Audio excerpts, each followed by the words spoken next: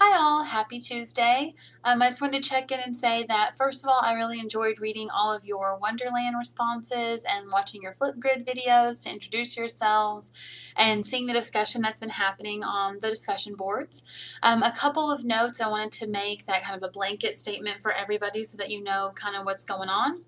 Is one, make sure that you read that reading response information guideline thing that is found right, whoops, there we go, that is found right here at this reading response information situation, because that will really help you out on kind of knowing what to include in those reading responses, because you really want to make sure that you have that introductory paragraph that kind of talks about what you're going to talk about, and then that you have paragraphs with different thoughts and quotations from the text that you will include whenever you are talking about something specific, that you include that quotation from the text. That's really going to help those responses jazz them up a little bit, and that's going to help you earn a better grade and also help you have a better discussion between classmates.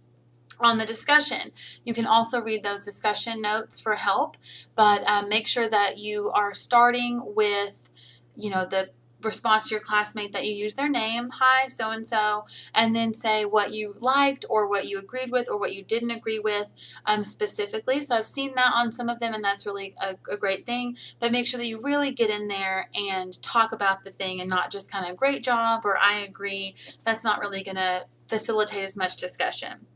Also, make sure that you're moderating your own threads. So if somebody responds to you in your reading response, then you want to make sure that you respond back to them in some way. If they ask you a question, make sure that you answer it. If they disagree with you on something and you want to defend yourself, or you want to say, yeah, I think that you're right, maybe I see it your way, then make sure that you get in there and do that, because that is part of making a good discussion. If someone responds to you and then you never answer them, and then it doesn't really go anywhere else from there. So make sure that you do that as well.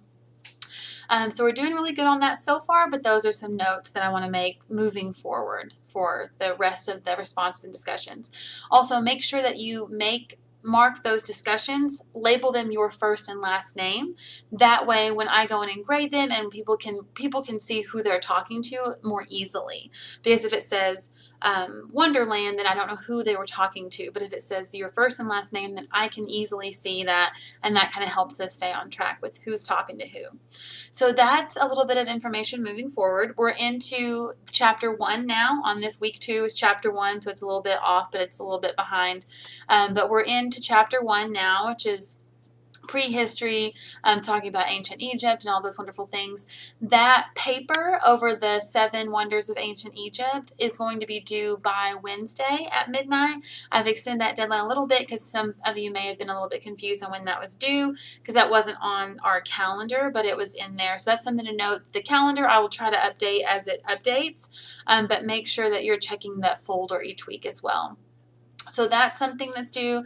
The quiz over chapter 1 is due tonight by 11:59 p.m. So make sure that you get in there and take that quiz. Your reading response is due by tonight at 11:59 p.m. Also, with the discussion, this week the discussion is going to be due on Monday night because it's fall break at Carl Albert this week. So Thursday and Friday there are no classes, so I'm not going to have you have anything due Thursday or Friday. So make sure that you can go in there and do your discussion posts anytime you feel, but you want to make sure that they're due by Monday at midnight of this week, just because we have that fall break. So fall break's very exciting. I'm happy to have it, but that kind of throws us off a little bit on our discussion post this week. So those are things to keep in mind moving forward. That week 3 folder is open, so if you want to go in there and start that, you totally can.